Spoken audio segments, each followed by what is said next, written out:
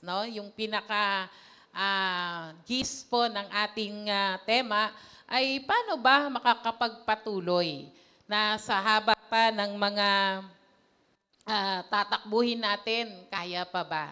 Kaya ang imbitasyon sa atin, makukuha lang po natin yan sa ating Panginoong Yesus. Basa po tayo ulit, Matthew 11:28 hanggang 30. Basa po tayo, basta may verse, babasa po tayo. Ready, go. Lumapit kayo sa akin, kayong lahat na nahihirapan at lubhang nabibigatan sa inyong pasanin. At kayo'y bibigyan ko ng kapahingahan. Mas maganda yung malaki. Ayan. Nasa na po ba tayo? Pasanin ninyo ang aking pamatok at matuto kayo sa akin sapagkat ako'y maamo at mapagpakumbaba. Makakatagpo kayo ng kapahingahan para sa inyong mga kaluluwa sapagkat madaling dalhin ang aking pamatok at magaan ang pasaning ibinibigay ko sa inyo. Palakpakan po muna natin si Lord sa pagkakabasa ng kanyang salita. Katulad po no nung yung introduction before the introduction, ayan. Nakaano po yan sa JIL Worldwide, no? In-explain po yung ating tema. Yun nga po, no, yung nabanggit din po kanina, kumusta na po ba kayo? Ayan. Kumustahin nyo nga ulit yung totoong kumusta, yung katabi nyo. Kumusta ka na, sis? Kumusta ka na, bro? Ayan. Kumusta? Hindi halatang pagod? Hindi naman, no? Hindi halatang puyat? Hindi rin. Ayan. Bakit po? Kasi, no, lalo na kapag, hindi lang naman siguro adult, hindi lang yung mga may edad, no, ang may mga parang napapagod. Lahat po tayo, kahit ang mga bata, kabataan, no, may mga kabaguran po tayo.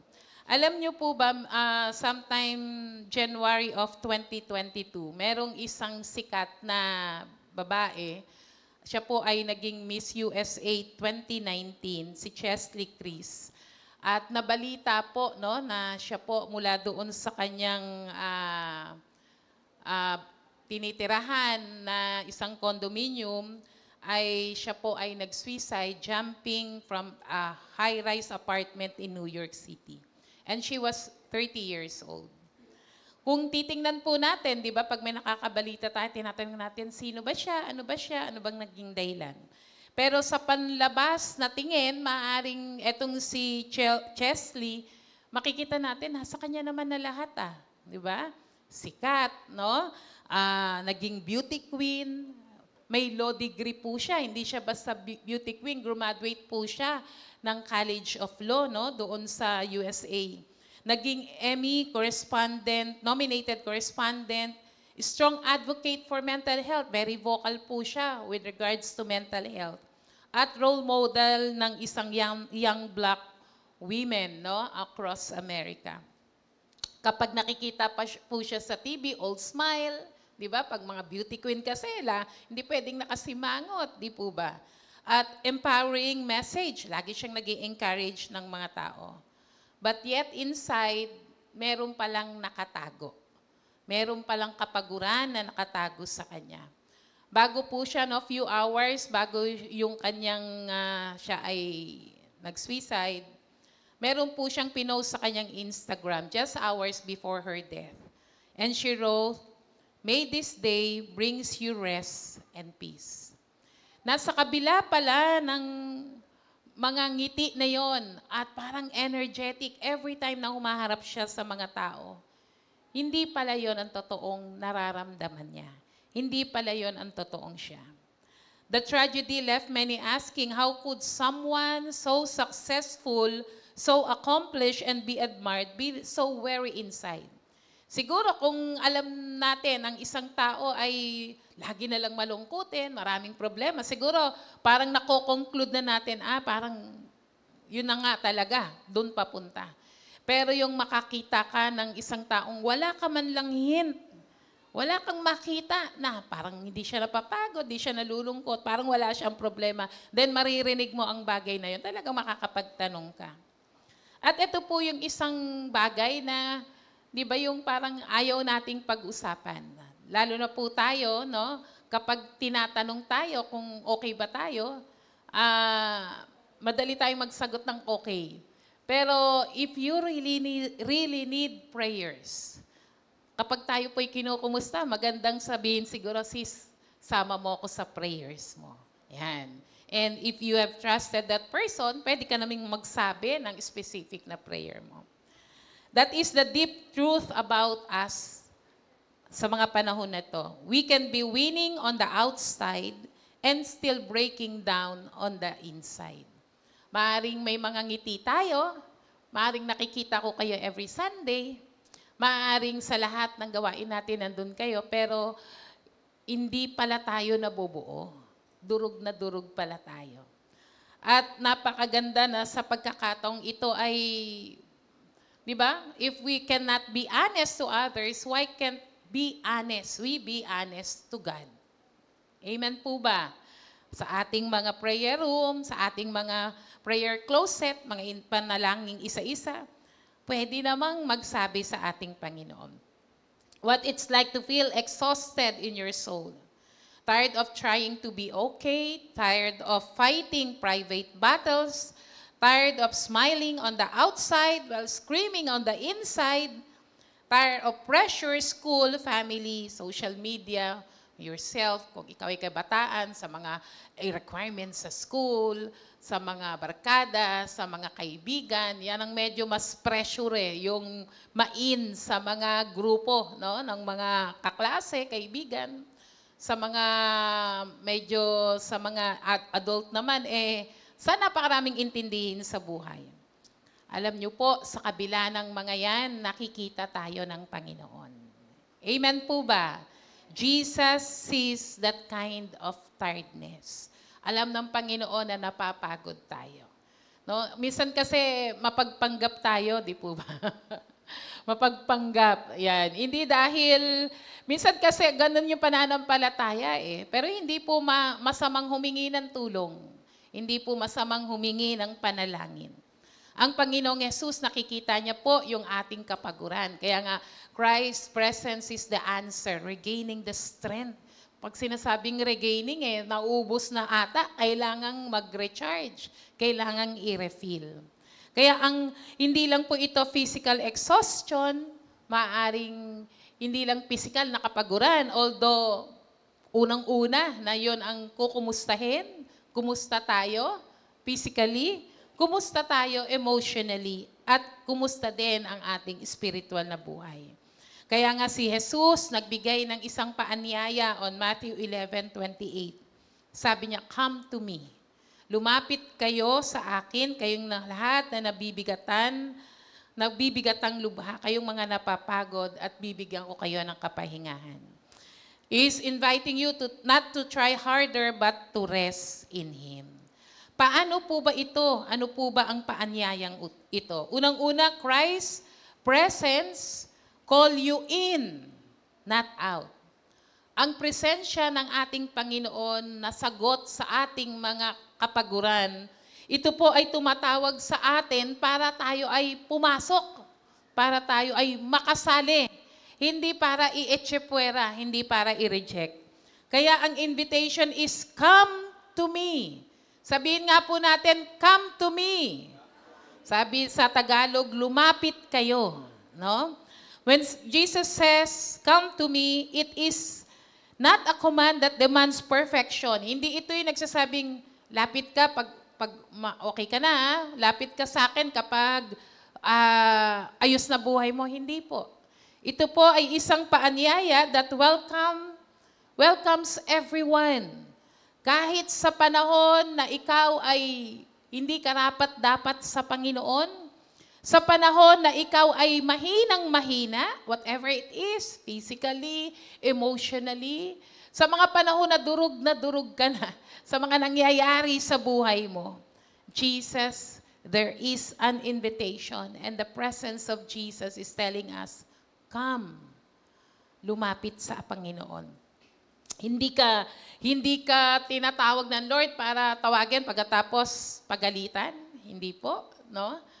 Hindi ka inaanyayahan ng Lord para ipamukha sa'yo kung ano ang iyong mali. But that's part of it, no? Kasama yun eh. Pero ang pinakamagandang bagay doon anytime pwede akong lumapit sa aking Diyos. Kundi itong imbitasyon dahil pagod ka, gusto ng Lord, ikaw, ma-restore ang iyong kalakasan. Amen? Palakpakan po natin si Lord. Praise God. Actually, the word come, it is in the context, there is an urgency and there is tenderness and it is deeply relational. Ano po ba ito? Hindi yung parang nagtawag lang ang Diyos. Hindi. Ito ay isang paanyaya dahil gusto kanyang magkaroon ng kapahingahan sa Kanya dahil para magkaroon ka ng personal na relasyon sa Kanya. Amen po ba? Saan ba tayo mas at ease, di ba? Kapag kasama natin yung ating mga kaibigan, daldal tayo ng daldal, di po ba? Kwento tayo ng kwento kasi comfortable tayo sa Kanya.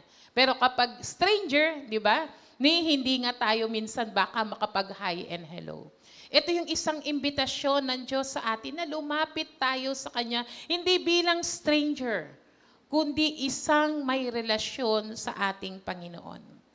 Ito sa time na yon ni Jesus, yung religion o yung pananampalataya o yung kautusan na binigay kay Moses, yung mga Hudyo, masyadong mabigat yung panuntunan kasi nga, halimbawa may isang kautusan doon sa 10 Commandments, pinalawak pa yon nung mga sumulat pa ng mga ordinances, no? At mga rules and precepts nila na napakahirap sundan dahil hindi nga perpekto, dahil ang tao ay makasalanan. Yung heavy yoke of legalism. Kaya nga, yung time na to, para imbitahan ka ng Diyos at sabihin sa yung lumapit ka sa akin, hindi ito madaling paanyaya para doon sa mga Hudyo. Bakit? Kasi alam nila na kapag sila'y inimbitahan, kailangan perfect muna. Tama po ba? Perfect muna. Dapat nasunod ko yung lahat ng nasa kautusan. Pero hindi po ito isang paanyaya para maging maayos ka muna bago lumapit sa Panginoon. The Lord is asking us to come to Him. Sino man tayo, ano man ang itsura natin, ano man ang lagay natin. Kaya nga makikita natin sa mga panahon na to, there are so many burdens, no? Sa mga nanay at tatay, pagpapalaki ng mga bata, pag-aaral, no? Hanggang makagraduate, siguro sakit sa ulo na yan. Kung ikaw ay estudyante, yung mga requirements sa school, yung mga kaibigan. Kung ikaw naman ay maaaring may dinadalang problema, maaaring merong sakit at karamdaman, may mga deadlines, disappointments, iba-iba. Iba-ibang stress natin, di po ba? Iba-iba ang burden. Kaya ang sabi ni Lord, come to Him. Sa presensya ng Panginoon dahil doon, yun ang kanyang paanyaya. Sabi sa Isaiah 55, verse 1, come all you are thirsty. No? Sabi po dyan, halina, kayong mga nauuhaw, kayo'y magsiparito sa tubig at ang walang salapi. Kayo'y magsiparito, bumili kayo at kumain. Oo, kayo'y magsiparito, bumili kayo ng alak at gatas na walang salapi at walang bayad. Napakagandang imbitasyon, di po ba? Amen po ba? Hindi parang nang-i-scam, di ba? Kapag may nag-aanyaya ngayon, parang tanong mo, totoo ba yan? Di ba? Parang lagi kang nagdududa. Pero ito, paanyaya ng ating Diyos. Sabi ng Lord, halina, lumapit ka na. Parang may bargain, no? Parang nagtatawag si Lord ng isang paninda o isang bargain, no, na wala kang babayaran. Ang gagawin mo lang lumapit sa Diyos. Amen? Sabi rin ng John 6:37, whoever comes to me, sabi diyan, I will never drive away. John chapter 6 verse 37, sabi ng Lord, no? Sabi diyan, lahat ay ibinibigay sa akin. Basta may verse po, basa po tayo. ng Ama ay lalapit sa akin at ang lumalapit sa akin ay hindi ko itataboy kailanman. Nakaranas na po ba kayo ng rejection? Tinanggihan kayo? People say no? Lalo na sa mga panahon na talagang kailangan. Kaya nga dapat talaga ang unang lalapitan ang Panginoon. Amen po ba? Unang lalapit ay sa ating Diyos. Paanyaya niya nga yan eh. Lapit kayo sa akin, hindi ko kayo i-reject. Yan po yung sinasabi ng John 6:37. Maging po ang Psalm 34 verse 18. The Lord is close to the brokenhearted.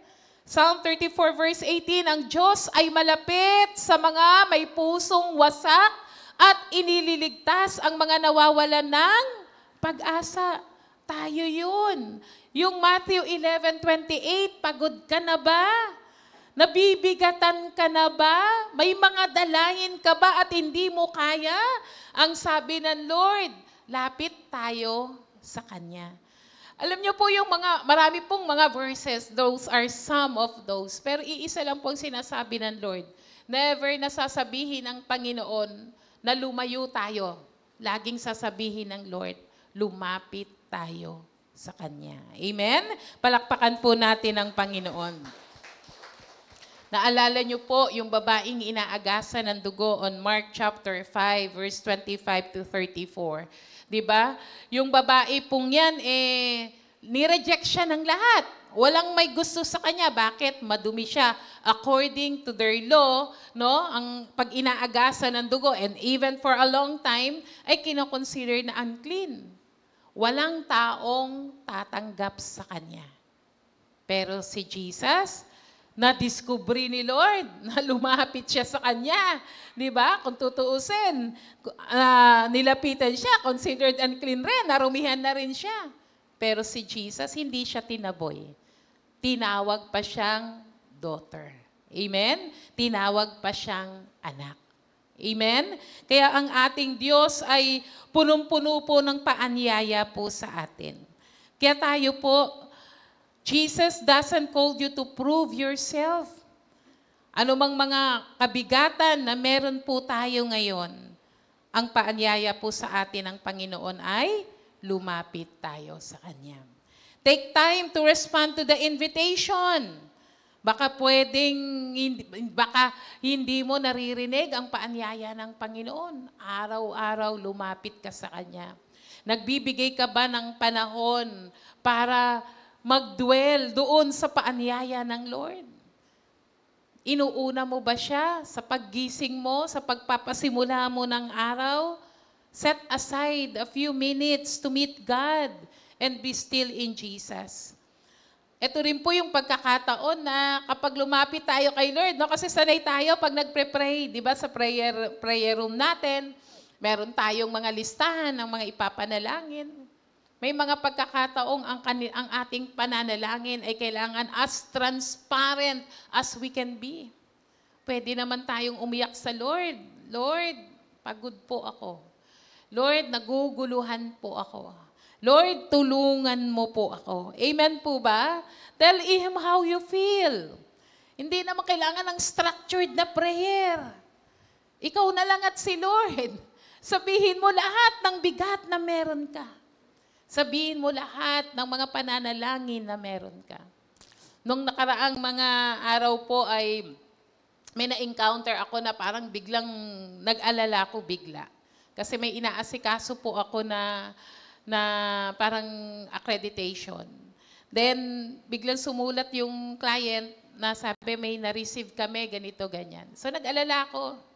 Tapos, talagang, nung una, kung ano-anong naiisip ko, at the end of the day, nung natapos yung maghapon, bumalik lang ako sa isang katotohanan na, Lord, syempre, hingi ka ng tawad sa Panginoon dahil sa kapabayaan, dahil sa mga bagay na hindi mo ginawa, no? Napabayaan. At the end of the day, talaga sasabihin mo na lang, Lord, hindi mo naman nahayaan to kung hindi ito ang iyong kalooban. Kung meron kang itinuturo sa akin. At dumating ako sa punto na sabi ko, Lord, bahala ka na. Kung ano yung gusto mong mangyari, Ano man yung mga bagay na mawawala o maaalis, meron pa naman akong Jesus. Amen? Amen po ba? Palakpakan po natin si Lord. Di ba? Kasi minsan ang dami nating pinoprotektahan. Minsan kailangang tanggalin muna ni Lord para ma-realize natin all that you have and you are complete in Jesus. Amen? Number 2, Christ's presence knows the weight you carry. Alam po ng Panginoon, yung una, isang imbitasyon para ikaw ay lumapit, papasok, hindi para itaboy. Ikalawa, Christ's presence knows the weight you carry. Sa presensya po ng ating Panginoon, ng ating Panginoong Yesus, alam niya, hindi naman tayo pwedeng magkunwari sa harapan niya kung ano ang kabigatang meron tayo na dinadala ngayon. Kaya ang paanyaya, sinasabi nga ni Lord, kapag ang iba nagtanong sa atin, kumusta ka na? Okay lang po. Ayan. Pag kumusta ka na, buhay naman po sa biyaya ng Lord. Maganda namang sagot, di ba? Pero kumusta ka na talaga? Kapag ang Diyos ay nag-imbita, ang sinasabi ng Panginoon dahil alam ng Lord, napapagod ka. Alam ng Lord, nabibigatan ka. Ano sabi ng second part ng verse sa Matthew 11:28? Come to me. Una, come, no? Next is, all you who are weary and burdened.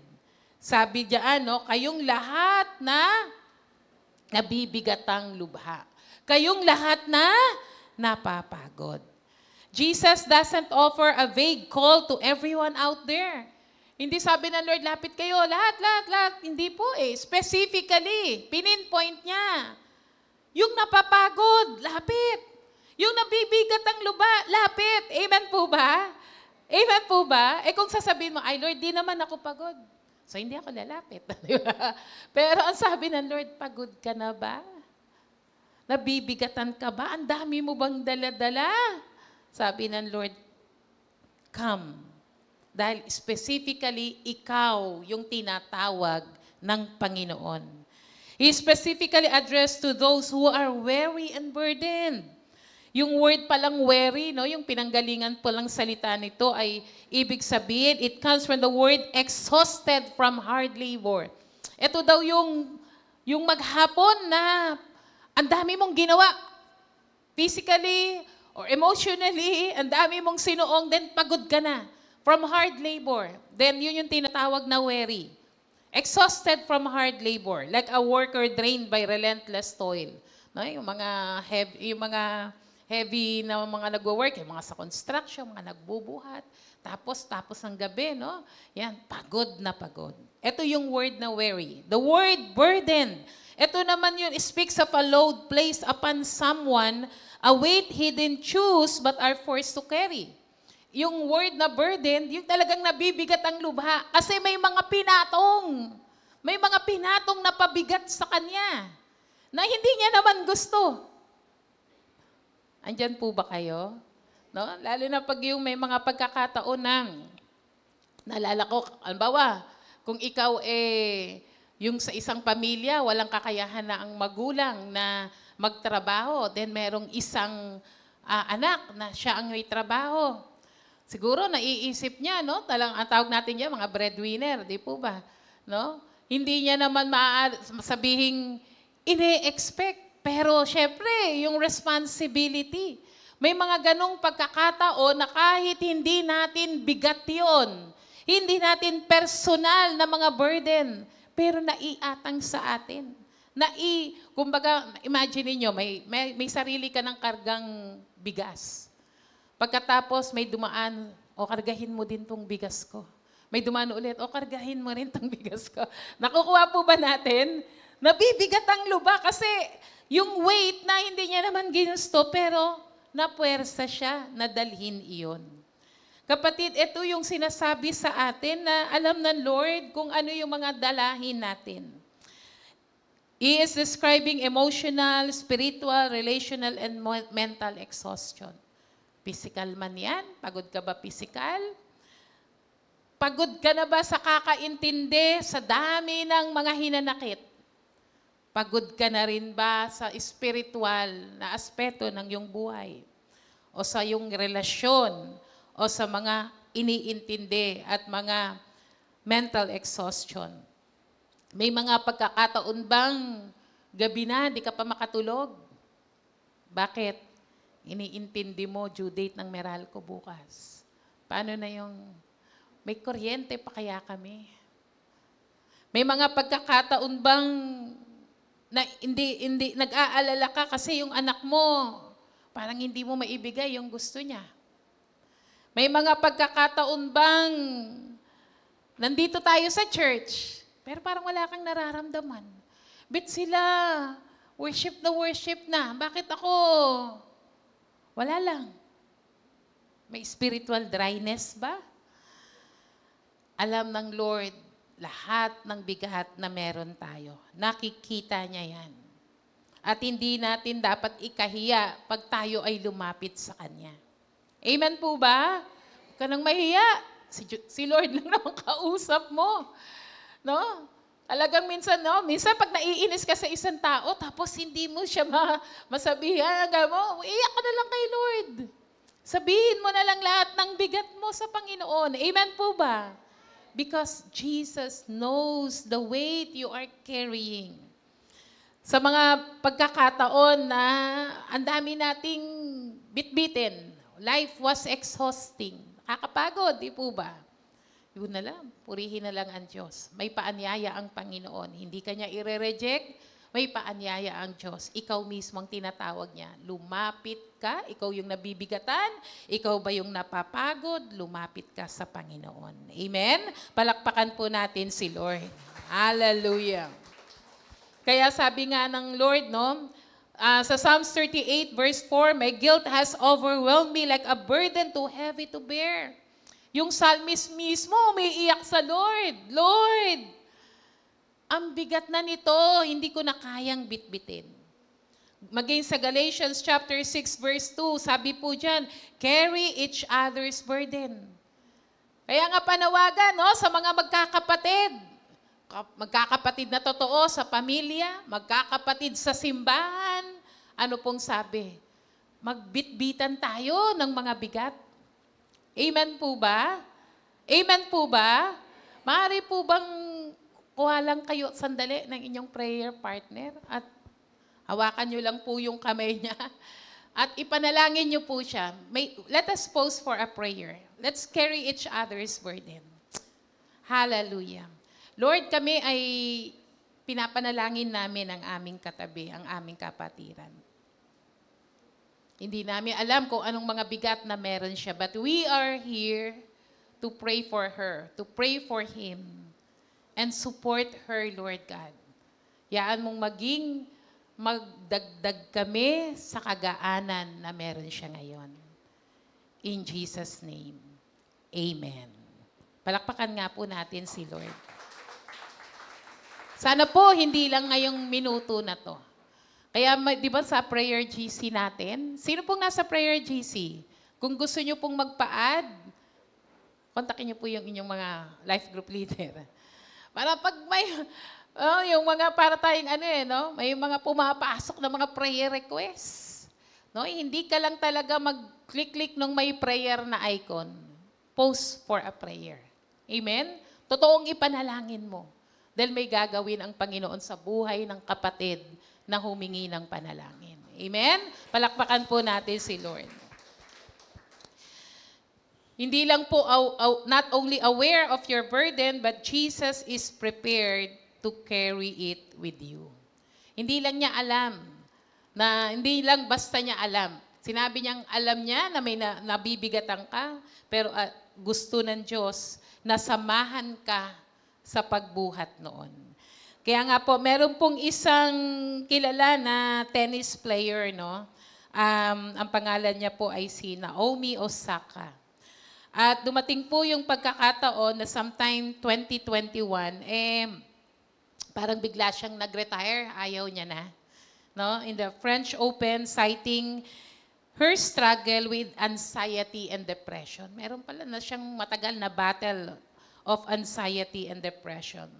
The pressure of success, public expectation, and constant scrutiny become too much.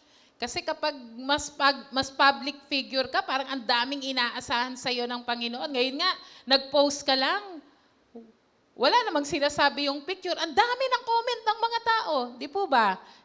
Minsan tinatanong mo, ano ba pinag-uusapan? Ang dami ng sinasabi. Siya po, no, sa kanyang kasikatan, gumib up siya. Inayawan niya na po maglaro. At dumating yung pagkakataon na sabi niya, it's okay not to be okay. Okay lang naman po, di ba? Na sa mga pagkakataong hindi tayo okay, malaman po ng iba, meron pong tutulong sa atin sa prayer. Meron tutulong tayo sa atin sa mga aktual na kabigatan na meron po tayo. Kaya nga po tayo ay isang pamilya. Amen po ba? Amen po ba? No, kaya maganda po, no? Naalala ko nung during pandemic, at maibalik natin ulit, no? Alam ko yung win natin, nagte-text ng mga family. Tama ba, Sister G, no? May mga nakaschedule na mga pangalan, no? Tapos te-text niya, ano pong pagpre-pray. Sabi nung isa, nagulat ako, tinext ako. Tinanong ako kung ano daw prayer request ko.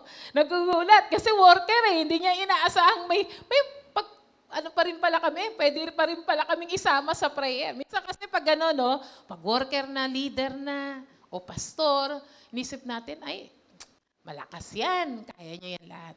How about may nagtanong sa'yo bigla, kapatid, meron ka bang gustong ipanalangin? Sasama kita sa prayer. Ang sarap po nun, di po ba? May pinadadala ang Diyos para hindi lang basta malaman kung ano ang ating kabigatan, kundi samahan tayo sa pagdala ng mga bigat na yan. Amen? Palakpakan po natin si Lord. Kaya mga kapatid, let's be honest that we carry hidden loads that maybe no one sees. Yung mga nanay natin na sa dami ng gagawin sa loob ng bahay, tapos kung may mga baby pa, di ba? No? Parang hindi na. Baka minsan. Tapos pagdating, parang ang dami siguro pang dinitiman dong mga galing sa labas. Di ba? Kakasabi ng nanay, ano ba akala nyo? Ano lang ako rito maghapon? Di ba? Pagod na pagod rin pala sila. Amen po ba? Minsan iyak na lang kay Lord. Alam ng Panginoon at bigyan tayo ng kalakasan. Maging yung baka meron tayong mga problema sa relasyon, lumapit tayo sa Panginoon at sasamahan niya tayo, tutulungan niya tayo sa mga bigat na ating dalahin. He knows that being strong for everyone else has come at a price. Kaya sabi ng Lord, come, ikaw. Sabi ng Lord, ikaw nga. Di ba? Ako yun, Lord, ikaw nga. May kabigatan ka ba? Ikaw nga. Ikaw, lapit ka. Nakukuha niyo po ba yung imbitasyon ng Lord? No? Baka sabihin, tumingin ka pa sa likod. Ako ba yung tinatawag ng Lord? Ikaw nga. Ikaw nga yung may bigat. Ikaw nga yung may mga dalahin. Ang paanyaya sa iyo ng Lord, lumapit ka sa Kanya. Minsan, no, kinakailangan na baka makatulong lang, no, na sa ating mga prayer journal, sa mga prayer request nating sa sarili natin. Hindi naman masamang sabihin natin, Lord, I am tired of this. Hindi para gumibap ka, para humingi ka ng lakas sa Panginoon para makapagpatuloy. Amen? Kaya tandaan natin, hindi lang yan nakikita ng Lord. Gusto ng Lord, samahan ka niya at tulungan ka niya sa lahat ng iyong mga dalahin. Amen? Palakpakan po natin si Lord. And number 3, Christ's presence give real rest. Not a fake relief. Sa ating Panginoong Yesus po, gusto niyang magbigay ng totoong pahinga. Totoong kapayapaan. Hindi yung fake one. Sabi ng Matthew 11:28, yung last part, come to me, you who are weary and burdened, and I will give you rest. Wow, ang sarap. Sa mga pagod, ang imbitasyon ng Lord, ito ang kanyang promise. Bibigyan kanya ng kapahingahan. This is not a temporary relief or not a distraction. It is a rest that restores the soul. Yung word na rest, no, it caused to cease from any movement. Pag sinabi daw pong yung word na rest dito, ibig sabihin, stop muna. Oh, wala kang ibang gagawin. Stop muna. Parang ganon. Physically, kailangan po natin yon. Di po ba? Amen po ba? Kaya nga merong gabi. Kung nagtatrabaho ka sa umaga, binigyan ka ng Lord ng gabi para makapagpahinga. Baka naman pati yung panahon ng pahinga mo, hindi mo na ginagamit para magpahinga. Ginagamit mo sa kung anong bagay.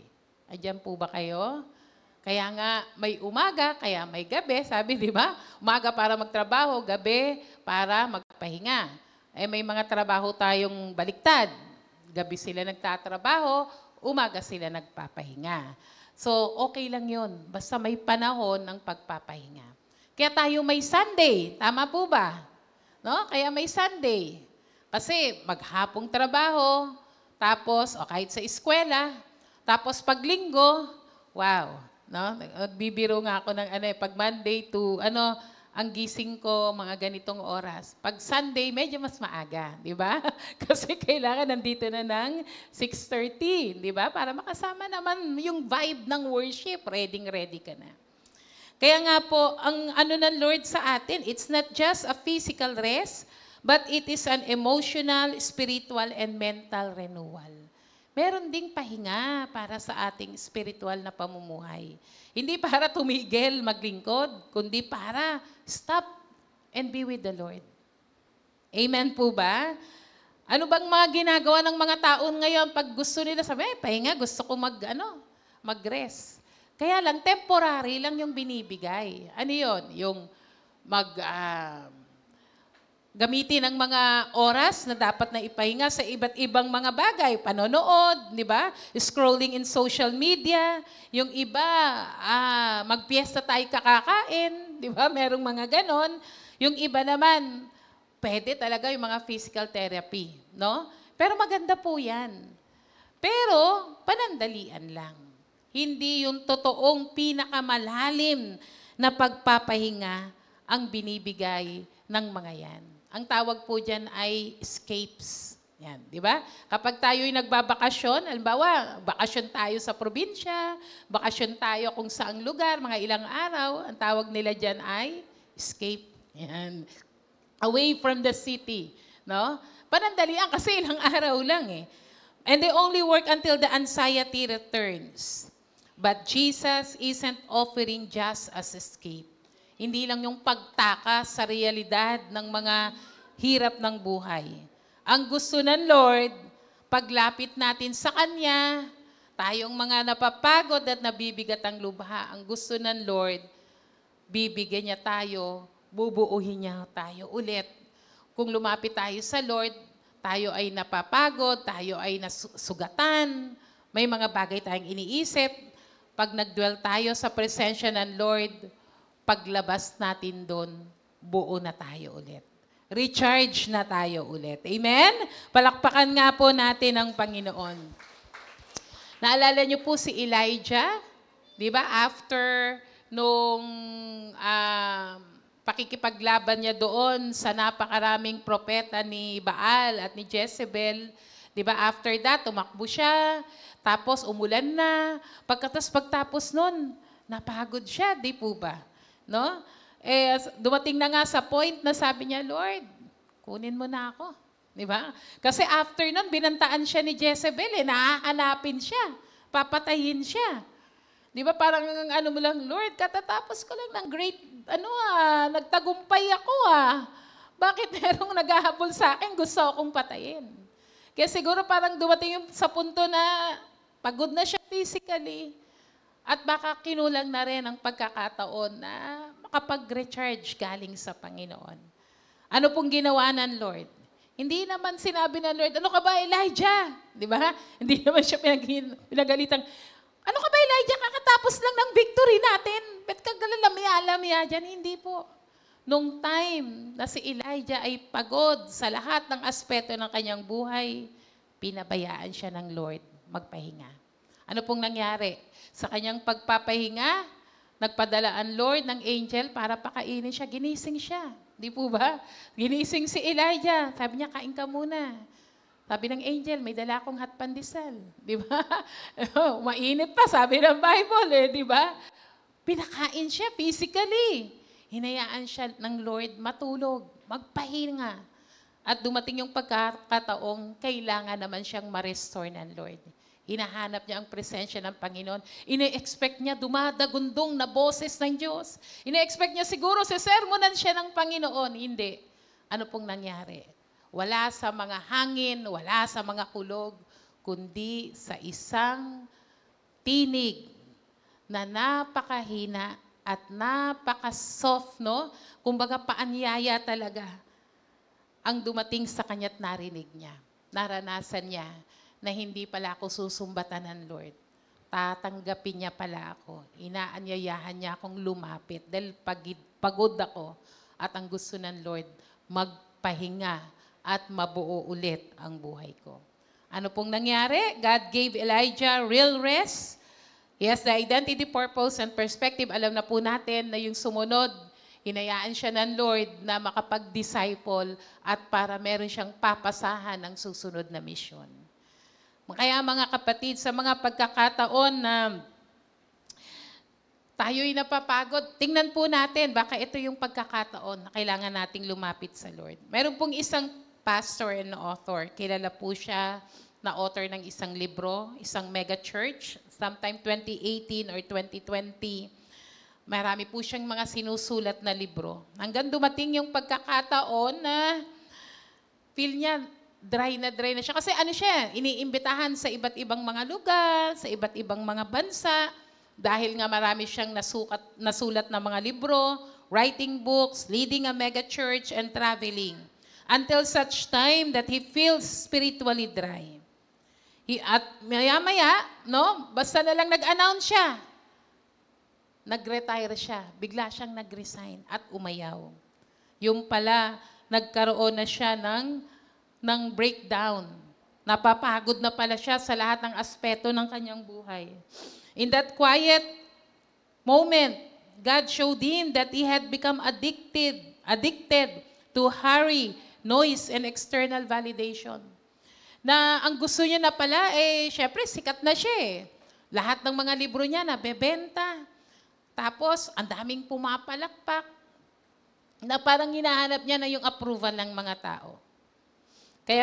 Kaya doon sa panahon ng kanyang pagpapahinga, nasulat niya, if the devil can't make you sin, he'll make you busy. Because both will cut you off from the presence of God. Kung hindi ka makuha ng kaaway para magkasala, ang gagawin ng kaaway, gagawin kanyang busy. Amen?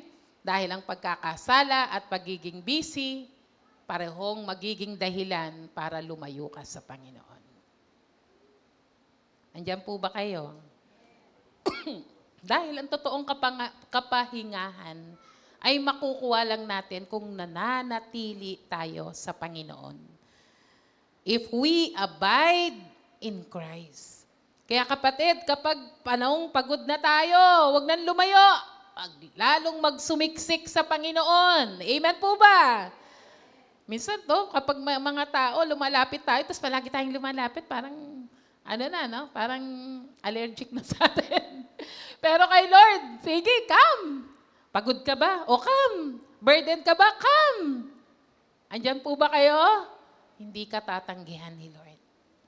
Manatili ka sa presensya ng Panginoon, sigurado, mabubuo ka ulit. Kahit pagod, kahit nabibigat ang lubha, punit-punit na ang puso mo, ang mga relasyon nasisira, lapit sa Panginoon. Ang sabi niya, bubuuhin ka niya ulit. Bibigyan ka niya ng kapahingahan. Palakpakan po natin si Lord. Kaya mga kapatid, what are you carrying right now? What burden had you been carrying too long?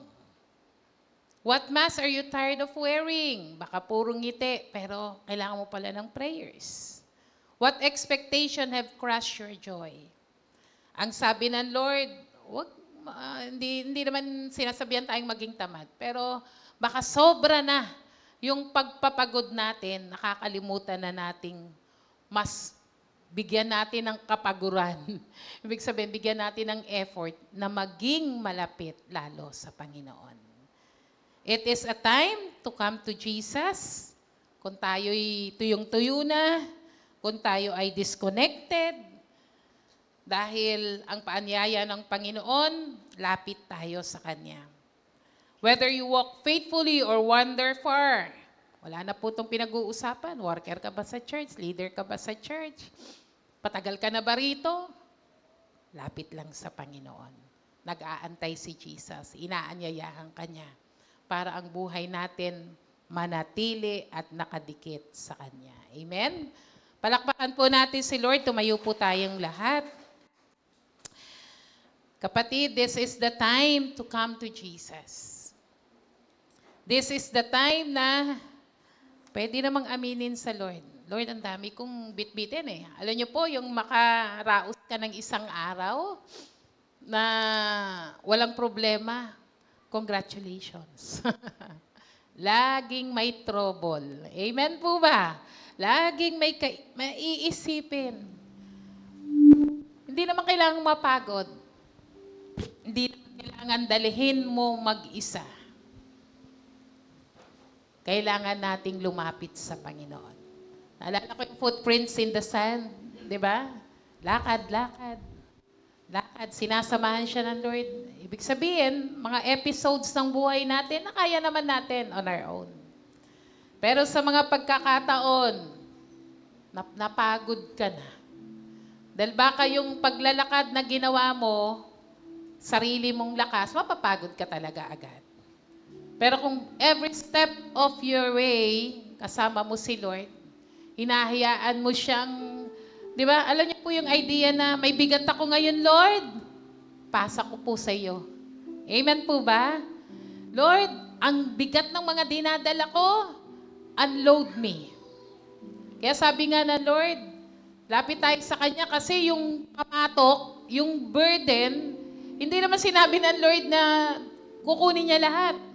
Pero sabi ng Lord, yung dalahin, yung burden, yung pamatok niya ay mas magaan. Amen? Bakit? Kasi kasama mo na si Lord, kaya magaan. Amen po ba? Kaya mabigat dahil sinasarili natin on our own strength. Sa mga talino at galing natin, alam ko na yan, kabisado ko na yan. Kaya minsan, naiiwan natin ang Diyos. Bakit di natin gawin sa bawat hakbang ng ating buhay? Kasama natin ang Panginoon. May we sing this song, please? Aking nababati na napakabuti mo sa akin. Aking namamasid ang katapatan mo'y hindi mapatid-patid sa lahat ng ito. Ang tanging tugon ko ay awitan ka at mahalin at naging sambahin gaya ng mga ibon na laging maawit sa'yo, gaya ng mga angon walang humpay ang awit ko, gaya ng mga daga na di matutayo at magwawakas. Ang alay ko'y pagsamba sa'yo na di rin magwawakas. Minsan pawitin natin. Aking nababatid ang kabutihan mo sa akin. Aking namamasid ang katapatan mo'y hindi mapatid-patid sa lahat ng ito. sa lahat ng ito. Ang tanging tugon ko ay awitan ka at mahalin at laging sambahin. Gaya ng mga ibon na laging umawit sa'yo, gaya ng mga alon, walang umpay ang awit ko. Gaya ng mga dagat na di matutuyo at magwawakas. Ang alay ko'y pagsamba sa'yo. Maaari po ba nating awitin sa ating Panginoon gaya ng mga ibon? Gaya ng mga ibon na laging maawit sa'yo, gaya ng mga alon ng langpay ang awit ko, gaya ng mga dagat na di matutuyo at magwawakas. Ang alay ko'y pagsamba sa'yo. Minsan pa gaya ng mga ibon, gaya ng mga ibon na laging maawit sa'yo, gaya ng mga alon, walang humpay ang awit ko, gaya ng mga dagat na di matutuyo at magwawakas. Ang alay ko'y pagsamba sa'yo na di nagwawakas. May we take this opportunity to make a much longer prayer katulad po kanina, mga lalaki. Kuha kayo ng kapwa mens nyo po, babae. Take a prayer partner. Sige po, babae sa babae, lalaki sa lalaki. Pwede po kayong mag-share ng inyong burden. Praise the Lord, praise the Lord. Urarararabasyande. Hallelujah, hallelujah. Yes, hallelujah. Thank you, Lord, for the invitation for us to come. Thank you, Lord, for the invitation and the promise, Lord, that you have selected us, Lord God, na kami, Panginoong, mga napapagod at nabibigatan. Maaari kaming lumapit sa iyo at kami bibigyan mo ng kalakasan, ng pahinga. May we sing again the chorus ng awit na to? Gaya ng mga ibon na laging umaawit sa'yo, gaya ng mga alon, walang humpay ang awit ko, gaya ng mga dagat na di matutuyo at magwawakas.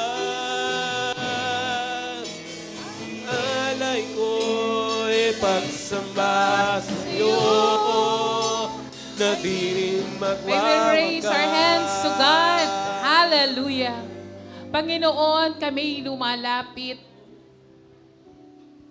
Tinatanggap ang iyong paanyaya na kami lumapit sa iyo. Inaamin namin, kami yung tinatawag mong Lord, pagod, nabibigatan. Maraming mga kabigatan sa aming buhay. Salamat din sa nag-pray sa amin kanina. Bahagi ng aming mga kabigatan, Lord, nakikarga rin siya. Nagbigay ng kagaanan sa aming mga dalahin. Hayaan mo, Lord, lahat ng mga kaisipan, lahat ng mga worry namin, Lord, lahat ng mga exhaustion, kapaguran ng kaisipan, ng puso, ng relasyon, ng espiritual na aspeto namin, maging ng aming katawan.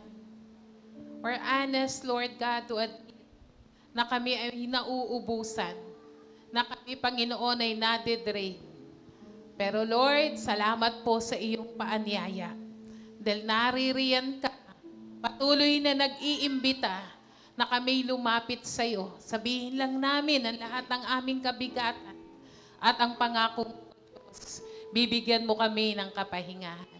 I pray, Lord God, that all the burdens, so Lord, ay inilipat namin, Panginoon. Kinarga mo, sinama mo, Panginoon. Kasama ka namin sa pagdala. At binigyan mo kami ng mas magaan, hindi dahil nawala, kundi isinama ka, Panginoon, kasama ka. Pinagkatiwala namin ang mga alalahanin namin sa iyo.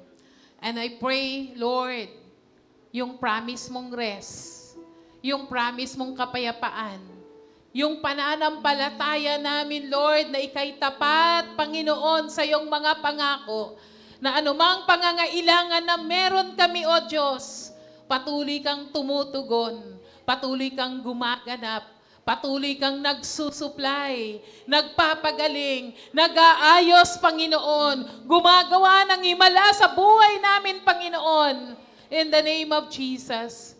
And we receive the blessing. We are complete, Lord. We have that peace and favor coming from you, Lord. Tinatanggap namin ang biyaya at pagpapala ngayong umagang ito. We thank you, Lord God, and we give you all the glory and honor and praise. In Jesus' name, amen and amen.